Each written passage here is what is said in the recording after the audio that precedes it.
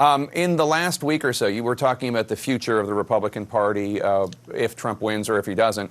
In the last week or so, two completely unhinged conspiracy theorists, both of them complete bigots as well, have won Republican congressional nominations. Marjorie Taylor Greene in Georgia in a Republican district, and Laura Loomer in Florida in a district that leans Democratic. President Trump has praised both of them, gone out of his way to say positive things about these really unlikable candidates in terms of the things that they say and do. Is it possible, Congressman, is it possible that the Republican Party is now the party of deranged bigots, and there isn't a place in it any longer for a Charlie Dent? Well, look, part of the reason I'm doing this today is because of what happened last week. I wrote an op-ed. I was on John King's show, and we talked about the QAnon conspiracy candidate down in Georgia. I mean, a 9/11 truther, for Pete's sake, and the president called this person a rising star. I mean, all this does is empower, the whack jobs and the nuts to come out. And I think, with strong leadership, we should be able to marginalize folks like that.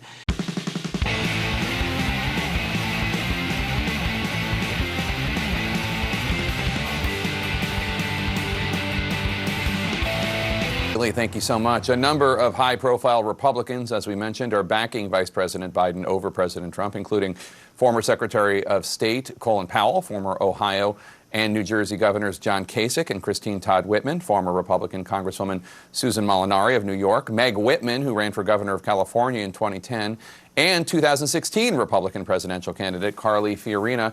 And now we're about to add one more former Republican official to the list, former Republican Congressman Charlie Dent from the great Commonwealth of Pennsylvania. Congressman Dent, thanks so much for joining us. You've been a lifelong Republican. Why are you supporting Joe Biden? Well, Jake, I'm doing this because, one, I did not support President Trump in 2016. I did not vote for him. I'm not going to do it in 2020. But at the end of the day, this really isn't about right or left. It's not about ideology, not right or left. For me, it's about right or wrong, stability versus instability, security versus insecurity, normal versus abnormal. That's why I'm doing this, because I feel that we need to return some sense of normalcy to the function of government. We simply don't have that now, and that's why I'm going to be voting for Joe Biden for president. So I'm sure you are going to hear from a lot of Republican colleagues, current and former Republican congressmen, who say Joe Biden is a Democrat, Charlie, you're a Republican, and the Democratic Party is far more to the left than it used to be. And look, I get you don't like the president's style, but what about the substance of his actions, the tax cuts, the conservative judges, the rolling back regulations? What are you going to say to them? Well, I'm going to say to them, if we want to talk policy, let's talk about national security. I never in my wildest dreams thought a Republican president would be cozying up to somebody like Vladimir Putin and advancing his foreign policy objectives in Europe and the Middle East. On trade, I never thought we'd have a Republican president who would be, throwing around tariffs, taxes on American citizens and being so opposed to opening markets for American producers. Those are just two very specific examples. Healthcare. When the president told me I was going to destroy the Republican Party, he was the one, who really never advanced a real plan to provide health care to Americans, and I think that was a major failing. So those are three policy areas where I had very significant disagreements. But there are principles, Jake, greater than a tax cut or a lighter regulatory touch, which I support. There are greater principles involved, like the rule of law. We have to defend democratic values, and I say democratic with a small d, a free press, an independent judiciary. I mean, these are things that are very important, and the president has been trying to undermine those things. And I think that, again, we have to talk about broader principles here rather than just an immediate policy victory. Do you think that you and other Republicans, John Kasich, Christy Todd Whitman, Meg Whitman, Colin Powell, et cetera, do you think you're endorsing Trump will have any impact, do you think? I mean, it happened in 2016, too. Some Republicans endorsed Hillary Clinton. Yeah, I mean, I don't know if it'll have an impact, but I do think that the people you just mentioned, including myself, might have some sway with people who find themselves somewhere between center-right and center-left on the political spectrum. I think many of those people will maybe take note of what we're saying, but I do think that there are many people in this country who are Republicans and who are unhappy with the direction of the party, that the party has become too socially intolerant.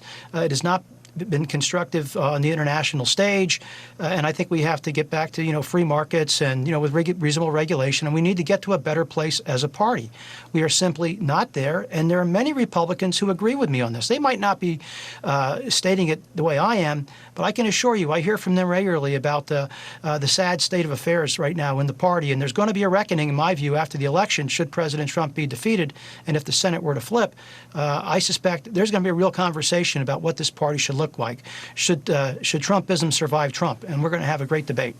So Trump won the great Commonwealth of Pennsylvania in 2016. That's one of the reasons he is president, flipping that state, which is traditionally went for Democrats in presidential races. What are you hearing when you go back to Pennsylvania? Do you think he might keep Pennsylvania red, or might it go to Biden? Well, looking at this analytically, right now, I think it's improbable that he would win re-election in Pennsylvania, simply because the suburban erosion for Republicans has been dramatic since the president was elected. 2017, 18, and 19 have been very unkind to Republicans, particularly in suburban communities or near areas of the collar counties of Philadelphia, the suburbs in the Lehigh Valley, Pittsburgh, and even Harrisburg. That situation has eroded considerably. And I would also argue, too, that the president, while he's done very well upstate in the rural areas, I don't believe there are enough rural voters out there to offset the losses that Republicans have experienced in those suburban communities I just identified. So the president ran a perfect straight. Pulled a perfect straight in 2016. He'd have to do it again. He only won by 44,000 votes. But as I said, the suburban situation is much worse. Joe Biden is not Hillary Clinton. Hillary Clinton lost because her vote collapsed outside of the Philadelphia region. And again, Biden is not Clinton. In the last week or so, you were talking about the future of the Republican Party if Trump wins or if he doesn't. In the last week or so, two completely unhinged conspiracy theorists, both of them complete bigots as well, have won Republican congressional nominations. Marjorie Taylor Greene in Georgia in a Republican district, and Laura Loomer in Florida in a district that leans Democratic. President Trump has praised both of them, gone out of his way to say positive things about these really unlikable candidates in terms of the things that they say and do. Is it possible, Congressman, is it possible that the Republican Party is now the party of deranged bigots, and there isn't a place in it any longer for a Charlie Dent? Well, look, part of the reason I'm doing this today is because of what happened last week. I wrote an op-ed. I was on John King's show, and we talked about the QAnon conspiracy candidate down in Georgia. I mean, a 9/11 truther, for Pete's sake, and the president called this person a rising star. I mean, all this does is empower, the whack jobs and the nuts to come out. And I think, with strong leadership, we should be able to marginalize folks like that. And it's really a sad state of the affairs when the president, endorses a 9/11 truther. I mean, it's just beyond me. I grew up in a Republican Party in Pennsylvania where we had people like Bill Scranton Sr. and Dick Thornburg and John Hines and Arlen Specter and Tom Ridge and the Schweikers. I mean, really good, solid people, responsible people. And that was the party that I was always proud to be part of.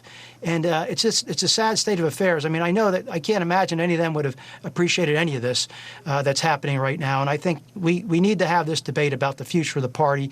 And we need to get serious adults engaged. Because I know, look, I have a lot of friends who are in Congress on the Republican side. And look, I know they're just as frustrated as I am. And they're not as in a position maybe to say it as I can. But they're frustrated. And they know this is very difficult and that they're all in a bad situation, as is the party. And I can already see people angling, for a post-Trump world. So I'm looking forward to that. And one final thing, too, Jake.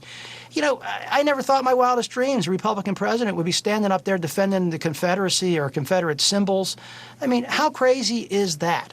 I mean, it's just beyond belief to me, beyond description.